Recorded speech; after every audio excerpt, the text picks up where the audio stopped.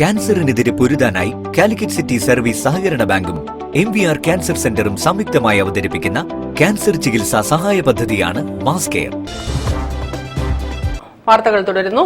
പെരുവയലിൽ super cup football ടൂർണമെന്റിന് തുടക്കമായി. Mavoor sub inspector Ramesh Babu ഉദ്ഘാടനം നിർവഹിച്ചു. പഞ്ചായത്തിലെ 10 ടീമുകളാണ് ടൂർണമെന്റിൽ മാറ്റുരയ്ക്കുന്നത്.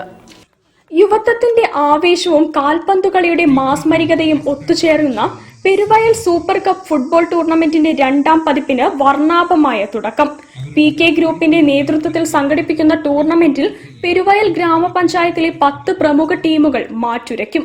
കായിക പ്രേമികൾക്ക് ആവേശകരമായ കാഴ്ചകൾ സമ്മാനിക്കുന്ന ഈ ടൂർണമെന്റിന്റെ ഏറ്റവും വലിയ പ്രത്യേകത ലഹരിക്കെതിരെയുള്ള ബോധവൽക്കരണത്തിന് നൽകുന്ന പ്രാധാന്യമാണ്.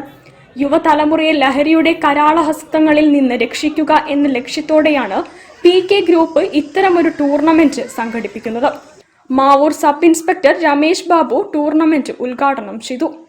ഈ കായിക മേഖലയുമായി ബന്ധപ്പെട്ട് പ്രവർത്തിക്കുന്ന ആളുകൾ ഇവർക്ക് ഇതിനുള്ള അതായത് മയക്കുമരുന്നുമായി ബന്ധപ്പെട്ട കാര്യങ്ങളിൽ ശ്രദ്ധിക്കാനുള്ള സമയം ഉണ്ടാവില്ല. ഈ കളിയുമാകുമ്പോൾ കളിയിലുള്ള ലഹരി അവരാ ലഹരിക്കായി അടിമപ്പെടും. അത് നല്ലതാണ്. ടൂർണമെന്റ് കൺവീനർ ജയേഷ് ഇളവന സ്വാഗതം ആശംസിച്ച ചടങ്ങിൽ മുൻ ബ്ലോക്ക് പഞ്ചായത്ത് മെമ്പർ രവികുമാർ പനോളി അധ്യക്ഷത വഹിച്ചു.